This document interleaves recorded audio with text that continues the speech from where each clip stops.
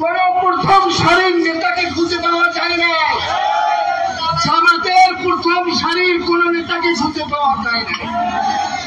আমাদের সাইকে চরমনাই কেউ কেউ বলতে পারে যে আপনারা তো 5ই আগস্ট, 3রা আগস্ট, 4 আগস্টে গেছেন, এর আগে কি নামেন নাই? ইসলামী ছাত্র আন্দোলন, ইসলামী যুব আন্দোলন প্রথম থেকে মাঠে ময়দানে ছিল, ইসলামী আন্দোলনও ছিল। তাই আপনাদের কাছে আমার বিনীত আর্জি, এই বরিশালের কৃতি সন্তান একজন ছিলেন শেরে বাংলা এম ফজলুল হক, বাংলার বাঘ। একজন বাংলার বাঘ আমরা পেয়েছি আমাদের হৃদয় স্পন্দন মুফতি আল্লামা সৈয়দ ফয়জুল করেছেন।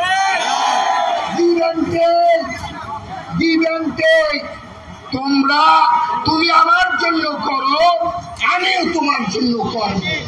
তিনি আমাদেরকে দ্বিতীয় স্বাধীনতা এনে দিয়েছিলেন, মহানায়কের ভূমিকা পালন করেছিলেন। যদি 5ই আগস্ট তিনি যদি না নামতেন ওই রাজপথে, হয়তো বা কোন দল তখন ওই কারফিউ ভঙ্গ করে নামতেন না। আর যদি সেই দিন আমাদের শাইখে চরমনাই শাহাদাত বরণ করতেন, তাহলে শুধু লক্ষ লক্ষ নয়, কোটি কোটি চরমনাই পাগলদের মাথার সবুজ পাখি কোমরে চলে আসতো। আর বাংলাদেশ এইরকম আছে, এইরকম হয়ে যাইত। এই কথাটি তাই সময়ের এখন অসময়ের কোটি কোটি ভোট আমরা যারা এখনো কর্মী হতে পারি নাই, আমি চাই এই মডেল দক্ষিণ থানার প্রত্যেকটি ওয়ার্ডে কম করে হলেও 100 কর্মী, মান সম্পন্ন কর্মী হতে হবে। বিশেষ করে 25 নম্বর ওয়ার্ডকে বলছি এবং 24 নম্বর ওয়ার্ডকে বলছি, আপনারা কমপক্ষে 200 কর্মী আমরা আগামী 3 মাসের মধ্যে চাই। নারায়ে তাকবীর, নারায়ে তাকবীর। সংগ্রামী সাথী বন্ধুগণ, গণসমাবেশের পর্যায়ে বক্তব্য নিয়ে আছেন। এখন আমাদের মাঝে শাইখের সামনে নতুন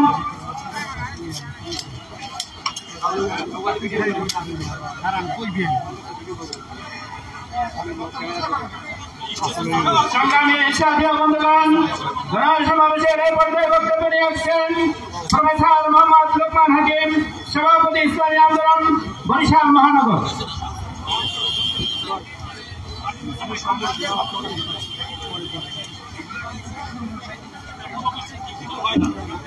এই গণসমাবেশ হচ্ছে বরিশাল রূপতলী বাস স্ট্যান্ড।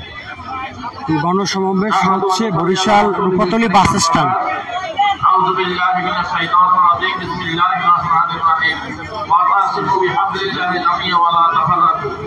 ইসলামী আন্দোলন বাংলাদেশ বরিশাল মহানগরের আওতাধীন মডেল দক্ষিণ থানা কর্তৃক আয়োজিত এই গণসমাবেশে সভাপতি, প্রধান অতিথি, মোহতারাম সিনিয়র নায়েবে আমির শাইখে চরমনাই, বিশেষ অতিথি বৃন্দ, ওলামায়ে কেরাম, নেতৃবৃন্দ, সংগ্রামী ভাইয়েরা, আসসালামু আলাইকুম ওয়া রাহমাতুল্লাহি ওয়া বারাকাতুহু। ভাইরা, আপনারা জানেন ছাত্র জনতার রক্তের মাধ্যমে এই 5ই আগস্ট স্বৈরাচারের পতন হয়েছে, আমরা দ্বিতীয়বার স্বাধীনতা লাভ করেছি। আমরা সেই 5ই আগস্টের, জুলাই আগস্টের হত্যাকাণ্ড সহ এই বিগত 16 বছরে যত হত্যাকাণ্ড হয়েছে, সকল হত্যাকাণ্ডের আমরা বিচার দাবি করছি। আর এই দেশে যত দুর্নীতি হয়েছে, দুর্নীতির পাহাড় করেছে, মন্ত্রী এমপিদের বাসায় টাকার বস্তা পাওয়া গেছে, আপনারা সবাই জানেন। এই দেশের টাকা পাচার হয়েছে। আমাদের দাবি থাকবে, অন্তর্বর্তীকালীন সরকারের কাছে দাবি থাকবে এই তাদেরকে, এই দুর্নীতিবাজদেরকে বিচারের আওতায় এনে তাদের সমস্ত ধন সম্পত্তি বাজেয়াপ্ত করা হোক আর পাচার করা অর্থ ফিরাইয়া আনা হোক। ভাইরা আমার, আমরা স্বাধীন হয়েছে ঠিকই, কিন্তু আমরা যদি আত্মতুষ্টিতে ভুগি তাতে চলবে না। এখন পর্যন্ত এই দেশে কিন্তু ইসলামী হুকুমত কায়েম হয় নাই। আমাদের বসে থাকলে চলবে না। আমাদেরকে প্রত্যেকটা কর্মী, আমাদের সদস্যকে আমাদের কাজ করতে হবে।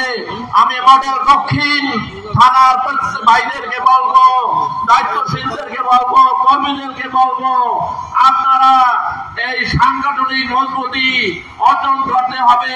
এই সংগঠনের সম্প্রসারণ ওয়ার্ড থেকে মহল্লা, পাড়া মহল্লায়, বাসা বাড়িতে পর্যন্ত সংগঠনকে সম্প্রসারণ করতে হবে।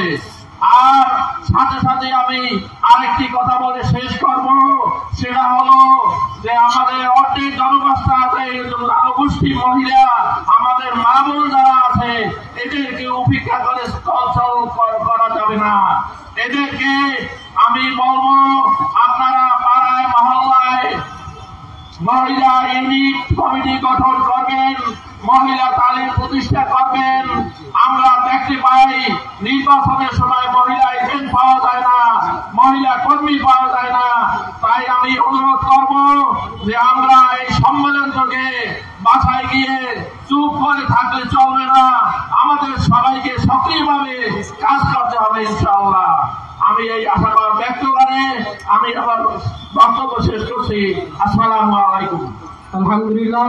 এ পর্যায়ে যোগদান বরিশাল মহানগর মডেল থানা দক্ষিণের বিভিন্ন ওয়ার্ড থেকে শ্রমিক এবং যুবক, প্রায় 1 শতাধিক যুবক শায়েখের চরমনায় হাতে হাত রেখে ফুলের তোড়া দিয়ে ইসলামী আন্দোলন বাংলাদেশে যোগদান করছেন। আলহামদুলিল্লাহ। মডেল থানা দক্ষিণের বিভিন্ন ওয়ার্ড থেকে যুবক, শ্রমিক এবং ছাত্র ভাইয়েরা শায়েখের চরমনায় হাতে হাত রেখে ফুলের শুভেচ্ছা দিয়ে ইসলামী আন্দোলন বাংলাদেশের যোগদান করছে। আমরা সবাই বলি আলহামদুলিল্লাহ। আল্লাহ তাআলা তাদেরকে এই ইসলামী আন্দোলনের পথে চিরদিন থাকার মতো তৌফিক দান করুন। সকল বলে আমিন। সংগ্রামী সাথী ও বন্ধুগণ, এই পর্যায়ে আমাদের মাঝে রূপাতলী বাস টার্মিনালে ব্যবসায়ী জনাব নুরুল হকের নেতৃত্বে শতাধিক শ্রমিক ইসলামী আন্দোলন বাংলাদেশ শায়েখের চরমনার হাতে ফুলের তোড়া দিয়ে ইসলামী আন্দোলন বাংলাদেশে যোগদান করছেন বলে আলহামদুলিল্লাহ। আলহামদুলিল্লাহ। 24 নং ওয়ার্ড ফুলের তোড়া দিয়ে শুভেচ্ছা জানাচ্ছেন। 24 নং ওয়ার্ড যুব আন্দোলনের পক্ষ থেকে শায়েখের চরমনার হাতে হাত রেখে যুব আন্দোলন যোগদান করছেন। আমরা সকলে তাদের জন্য যোগদান করব এবং সমাবেশের শেষে সদস্য সংগ্রহ চলছে। আমরা যারা সদস্য হতে ইচ্ছুক তারা সদস্য সংগ্রহ করব। 25 নং ওয়ার্ড থেকে শায়েখের চরমনার হাতে হাত রেখে ফুলের শুভেচ্ছা দিয়ে ইসলামী আন্দোলনে যোগদান করছেন। 25 নং ওয়ার্ড শায়েখের চরমনার হাতে হাত রেখে ইসলামী আন্দোলনে যোগদান করছেন। আমরা সকলে বলি আলহামদুলিল্লাহ। আমরা তাদের জন্য দোয়া করবো ইনশাআল্লাহ। আল্লাহ তাআলা তাদেরকে পরিপূর্ণ দিন উপহার করুন। সকলে বলি আমিন।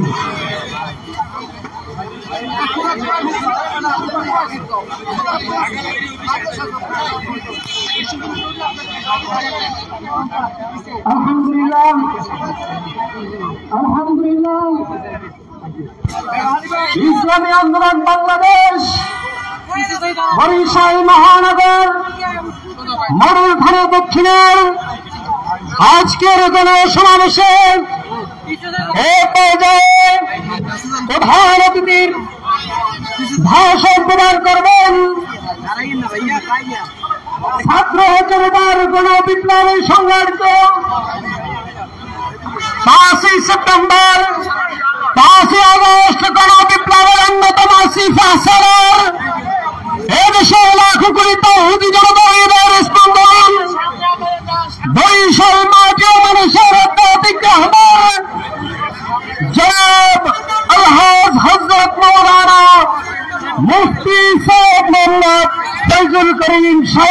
ধর্ম নাই।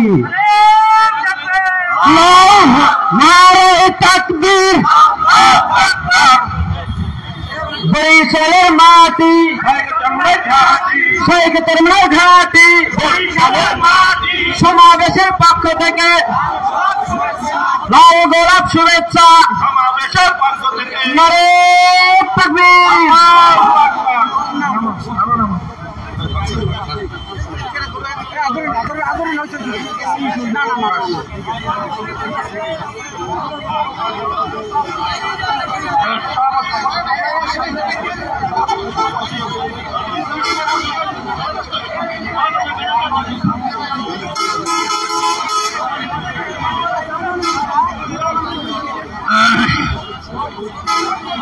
আসসালামু আলাইকুম ওয়া রাহমাতুল্লাহি ওয়া বারাকাতুহু। নাহমাদুহু ওয়া সাল্লি আলা রাসূলিল কারীম, আম্মা বাদ। ফাআউযু বিল্লাহি মিনাশ শাইতানির রাজীম। বিসমিল্লাহির রাহমানির রহিম। ওয়া তিলকাল আইয়ামু নুদাবিলুহা বাইনান নাস। সাদাকাল্লাহুল আলিয়্যুল আযীম। সবাই বলি সাল্লাল্লাহু আলাইহি ওয়াসাল্লাম। ইসলামী আন্দোলন বাংলাদেশ মডেল থানা দক্ষিণ কর্তৃক আয়োজিত আজকে গণসমাবেশের সম্মানিত সভাপতি, সামনে সকল স্তরের ইসলাম প্রেমিক দেশপ্রিয় ভাইরা আমার, ইসলামী আন্দোলন বাংলাদেশ কেন সংগঠন করে, কেন রাজনীতি করে, এ বিষয় কম বেশি সবাই আমরা জানি।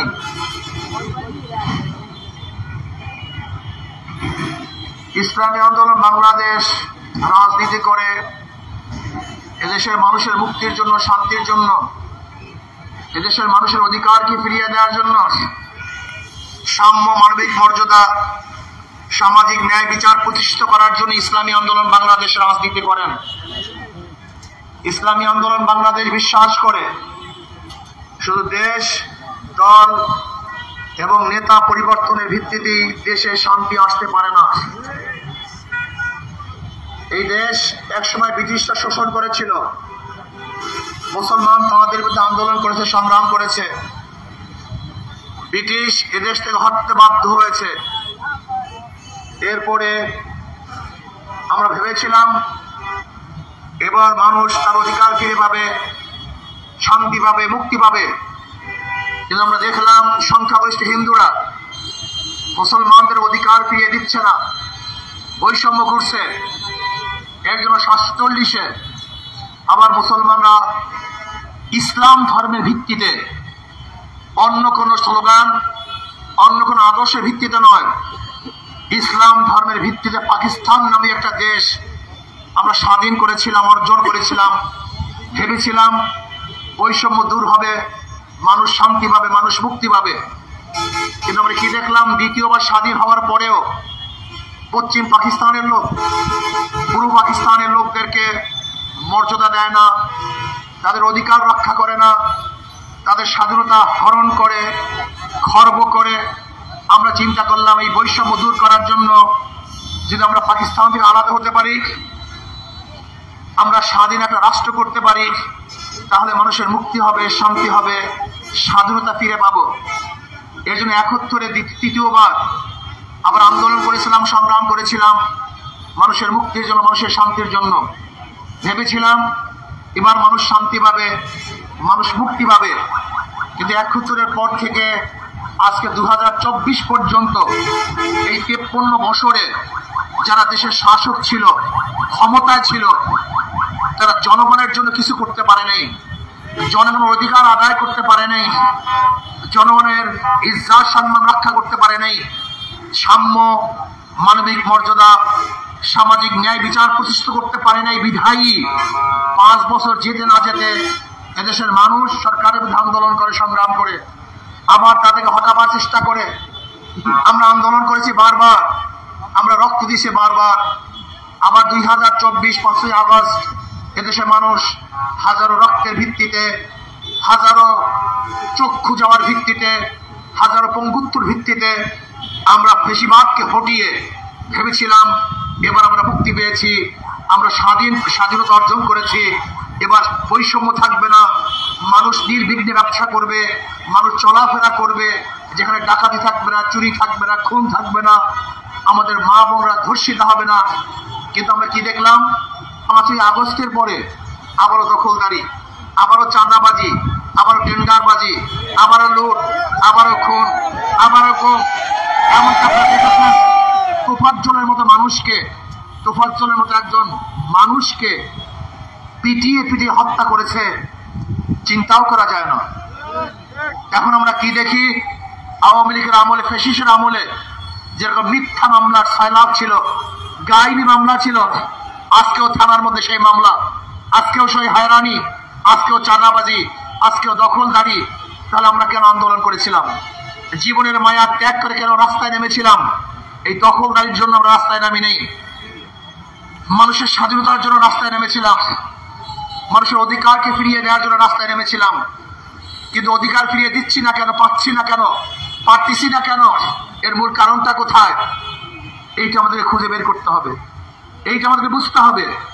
মাদার গাছ লাগিয়ে আমের আশা করা যায় না, তেঁতুল গাছ লাগিয়ে মিষ্টি ফলের আশা করা যায় না, চোরের মাধ্যমে চুরি বন্ধ করা যায় না, ডাকাতের মাধ্যমে ডাকাতি বন্ধ করা যায় না, দুর্নীতিবাজের মাধ্যমে দুর্নীতি বন্ধ করা যায় না। আমি উদাহরণ দেই, একজনের নাম এ, একজনের নাম বি, একজনের নাম সি, 3 জনই চোর। এও চোর, বিও চোর, সিও চোর। ক্ষমতা আছে সে কি করবে? চুরি করবে। হটাও এ, আন্দোলন সংগ্রাম, বসাও বি, সে কি করবে? আবার হটাও বি, বসাও সি, সে কি করবে? কারণ নেতার পরিবর্তন হয়েছে, দলের পরিবর্তন হয়েছে, নীতি ও আদর্শ পরিবর্তন হয় নাই। ওসি যায় কিন্তু ঘুষ যায় না, এসপি পরিবর্তন হয় কিন্তু ডাকাতির পরিবর্তন হয় না, ঘুষের পরিবর্তন হয় না, ডিসি যায় কিন্তু দুর্নীতি যায় না। কারণটা কি? আসলে এসপি যায়, ডিসি যায়, ওসি যায়, কিন্তু নীতি ও আদর্শবান লোক ওই চেয়ারে বসে না। এজন্য ঘুষের পরিবর্তন হয় না, ব্যক্তির পরিবর্তন হয়। যেখানে এখানে যারা উপস্থিত আছেন, যারা আমার সামনে আছেন, আমি আমার বন্ধুদেরকে বলবো, আমার ভাইদেরকে বলবো, আপনাদের বিবেক উদয় হবে না? আপনাকে বিবেকবান হবে না? আপনার কি মেধা নাই? আপনারা কত রক্ত দিতে চান? কতবার আন্দোলন করতে চান? আর কত রক্ত দিবেন? কত আন্দোলন করবেন? আমাকে বলুন। আপনারা দেখেছেন সোনার বাংলা, দেখেছেন সবুজ বাংলা, দেখেছেন নতুন বাংলা, দেখেছেন ডিজিটাল বাংলা, কোন বাংলায় মানুষকে শান্তি দিতে পারে নাই। এবার আসুন আমরা দেখি ইসলামী বাংলা। ইসলামী বাংলায় একমাত্র মানুষকে শান্তি দিতে পারে। আমাদের উপায় কি হবে? ইসলাম মানে ইসলাম মানে পাহাড়, ইসলাম মানে ওজন পাথর। আমরা ঘুরবো কিভাবে, হাঁটবো কিভাবে, চলবো কিভাবে? মহিলাদের অবস্থাটা কি হবে? হিন্দুদের অবস্থাটা কি হবে? হাজারো প্রশ্ন আমাদের মাথার মধ্যে ঘুরঘুর ঘুরঘুর করতেছে। অথচ ইসলাম আসলে প্রত্যেকের অধিকার বাস্তবায়ন হবে, মহিলাদের অধিকার বাস্তবায়ন হবে, মহিলারা সবচেয়ে সুখী হবে, শান্তিতে বসবাস করতে পারবে, মহিলাদের ন্যায্য অধিকার বাস্তবায়ন করা হবে, মহিলারা শিক্ষিত হবে, মহিলারা বড় বড় ব্যবসায়ী হবে। আপনি জানেন জনাব মুহাম্মদ রাসূলুল্লাহ সাল্লাল্লাহু আলাইহি ওয়াসাল্লাম প্রথম ব্যবসা শুরু করেছেন আম্মাজান খাদিজা কুবরা রাদিয়াল্লাহু তাআলা আনহার ব্যবসার মাধ্যমে। কাজী ইসলাম যদি ক্ষমতা আসে, মহিলারা বড় বড় ব্যবসায়ী হবে। ইসলাম যদি ক্ষমতা আসে, মহিলারা আরো বেশি শিক্ষিত হবে। গোটা দুনিয়ার মধ্যে এমন একজন আলেম নাই যে আলেম আম্মাজান আয়েশা সিদ্দিকা রাদিয়াল্লাহু তাআলা আনহাকে উস্তাদ না মেনে ছাত্র হতে পারেন, এরকম একজন আলেম গোটা দুনিয়াতে পাওয়া যাবে না। কাজে মহিলারা শিক্ষিত হবে, ধনী হবে, তাদের ন্যায্য অধিকার বাস্তবায়ন হবে। আমাদের মা বোনরা এসি দিয়ে তাদের চেহারা দগ্ধ হবে না, আমাদের মা বোনদেরকে ধর্ষণ করা হবে না, আমাদের মা বোনদেরকে ধর্ষণের পরে আর গুম এবং খুন করা হবে না। বিধবাদের সমস্ত অন্ন বস্ত্রের ব্যবস্থা করবে সরকার। আজকে যে সমস্ত মা বোনদের অসহায়, খাদ্য জোগাবার কেউ নাই, দেখার কেউ নাই।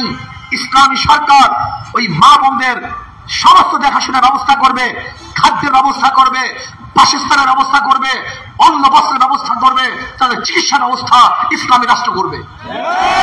আজকে এতিমদের খবর দিবে রাষ্ট্র। আমার নবী এতিম ছিলেন, আমার নবী গরিব ছিলেন। এই যে ইসলামের যতগুলি অর্থনীতি সব গরিবদের জন্য। বিশ্বাস হয় না? দেখেন বর্তমান পুঁজিবাদী অর্থনীতি ধনীকে ধনী বানায় আর গরিবকে আরো গরিব বানায়, আর ইসলামী অর্থনীতি ধনীকে সমতায় রাখে আর গরিবকে ধনী বানিয়ে দেয়। ধরে নেন আজকে আপনি ব্যাংকে যাবেন, এই যে সামনে ব্যাংক, বলবেন ম্যানেজার সাহেব আমাকে 1 লক্ষ টাকা 5 লক্ষ টাকা লোন দেন। ম্যানেজার সাহেব কি বলবে? 5 লক্ষ টাকা লোন নেবেন, মর্গেজ আছে? আপনি বলবেন মর্গেজ তো নাই। ব্যাংক কি বলবে? টাকা আপনার জন্য নয়, যে ব্যক্তির টাকা আছে টাকা তাকেই ব্যাংক দেয়, যার টাকা নাই ব্যাংক তাকে টাকা দেয় না। ব্যাংক কাকে টাকা দিছে? যার 5 লক্ষ টাকা আছে, ব্যাংক তাকে 5 লক্ষ টাকা দিছে। আর যেই ব্যক্তি লোন নিছে তারই লোন মাফ হয়, তারই ইন্টারেস্ট মাফ হয়। তাহলে একজন ধনী 4 বার ধনী হয়েছে, আগে থেকে 5 লক্ষ টাকার মালিক, ব্যাংক তাকে 5 লক্ষ টাকা দিছে, ওই ধনী ব্যক্তির লোন মাফ হয়েছে, ওই ধনী ব্যক্তির ইন্টারেস্ট মাফ হয়েছে। একজন ধনী 4 বার ধনী হয়েছে আর একজন গরিব 5টা লাথি খেয়েছে। আগে থেকে 5 লক্ষ টাকা ছিল না, 1 লাথি। ব্যাংক তাকে 5 লক্ষ টাকা দেয় নাই, 2 লাথি। তার লোন মাফ হয় নাই, 3 লাথি। তার ইন্টারেস্ট মাফ হয় নাই, 4 লাথি। আর যেই বড় লোকদের টাকা এবং লোন মাফ করা হয়েছে, যদি বাংলাদেশ ব্যাংকে টাকা থাকতো তাহলে বাংলাদেশের নাগরিক হিসাবে সেই টাকার অংশীদারই গরিব ছিল, কিন্তু বড় লোক থেকে টাকা মাফ করার কারণে গরিবদের পেটের মধ্যে আরেকটা লাথি। গরিব 5 বার গরিব হয় আর ধনী 4 বার ধনী হয়। কাজে এই অর্থনীতি যদি চলতে থাকে কিয়ামতের আগ পর্যন্ত, কোন গরিব ধনী হবে না, শুধু ধনীরাই ধনী হবে।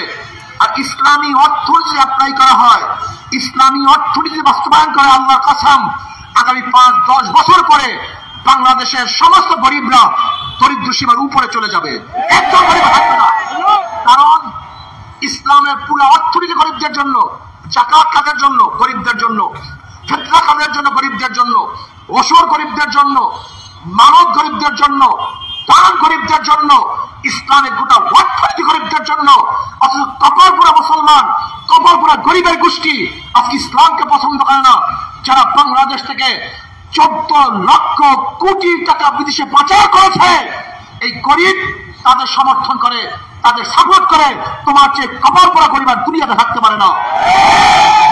কপালপুরা গরিবদেরকে বলবো, এই কপালপুরা গরিবদেরকে বলবো, যাদেরকে তোমার সাপোর্ট করো ওরা জানো 98,000 কোটি টাকা ব্যাংক থেকে আত্মসাৎ করেছে। আজকে যে গরিবরা ওই সমস্ত কপালপুরা লুটেরা দুর্নীতিবাদদের সাপোর্ট করো, তুমি কি জানো ফ্যাসিস্ট শেখ হাসিনার একটা পিয়ন 400 কোটি টাকার মালিক হয়েছে? 400 কোটি টাকার মালিক একজন পিয়ন। বেয়াকুবের গোষ্ঠী, তোমরা যাকে সাপোর্ট করো, ওই ফরিদপুরের এক ছাত্রলীগের সভাপতি 2000 কোটি টাকা বিদেশে পাচার করেছে। তুমি কি জানো তাদেরকে সাপোর্ট করো? যাদেরকে সাপোর্ট করো 18 লক্ষ কোটি টাকা বাংলাদেশে তারা ঋণ করে প্রত্যেকটা জনগণের মাথার উপরে 1.5 লক্ষ টাকা ঋণের বোঝা চাপিয়ে দিয়েছে।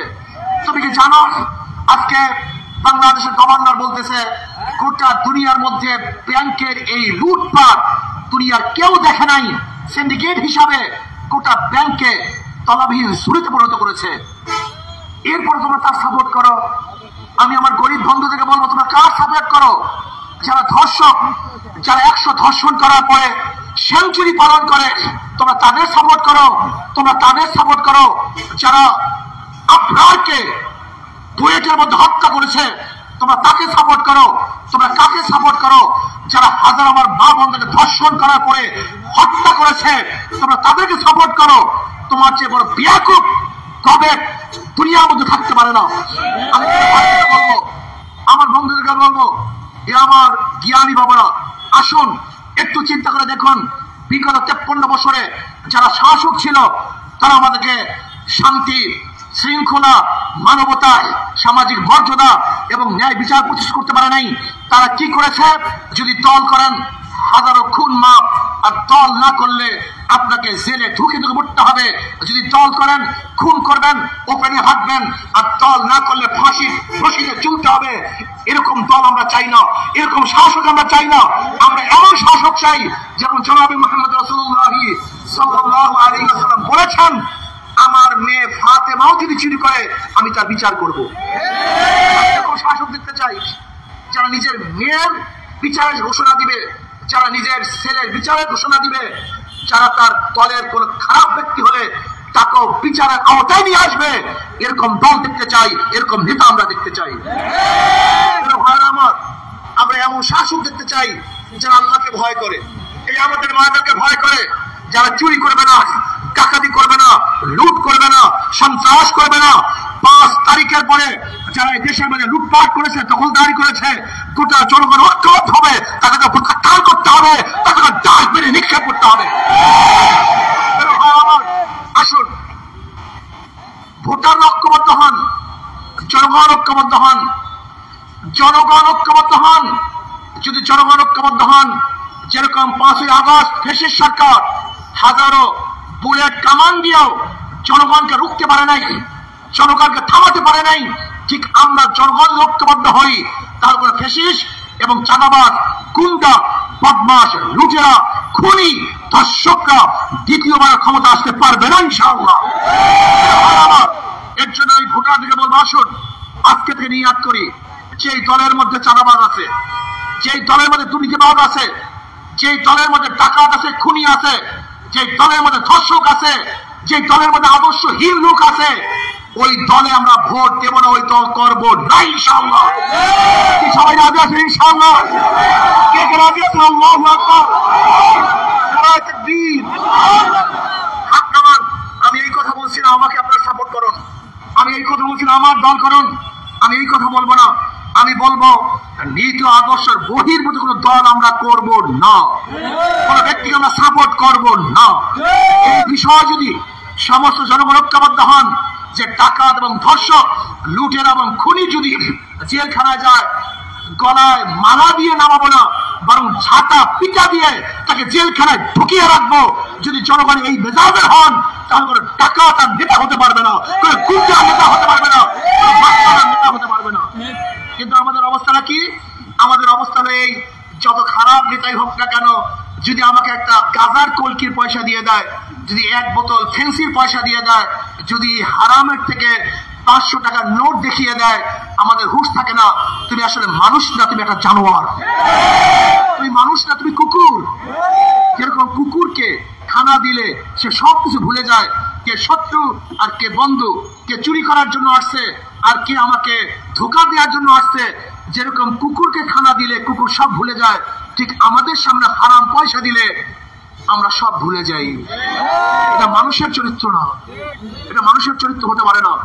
মানুষের চরিত্র এমন হবে, হাজারো বাধা, হাজারো ভয়, হাজারো লোভেও তাদের আদর্শ এবং তাদের নীতি কোন অবস্থাতেই বিসর্জন দিবে না। এর নাম মানুষ। বরিশাল থেকে গরিব আজকে দেখেছেন যে ডাকাত, ভোট ডাকাত, তথাকথিত অবৈধ মেয়র মাত্র কয়েকদিন ক্ষমতা ছিল, এই 8 মাসে চুরি করেছে 100 কোটি টাকা। মাত্র 8 মাস, 8 মাসে চুরি করেছে। মাত্র নতুন চোর, পুরো চুরি শিখে নাই, চুরি পুরো পথ পায় না, তাদের 100 কোটি টাকা। যদি 5 বছর এই চোর থাকতো তাহলে কত কোটি টাকা চুরি করতে বলেন তো? হ্যাঁ, তাহলে আপনি কি করতেছেন? এই চোরদের সাপোর্ট করতেছেন।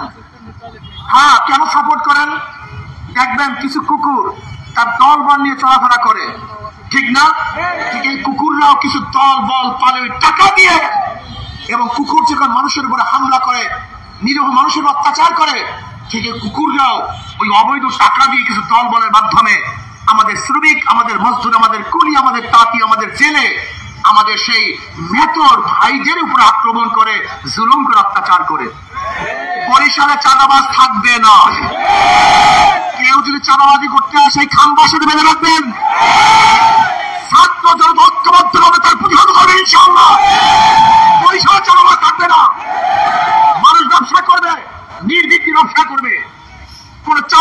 সালের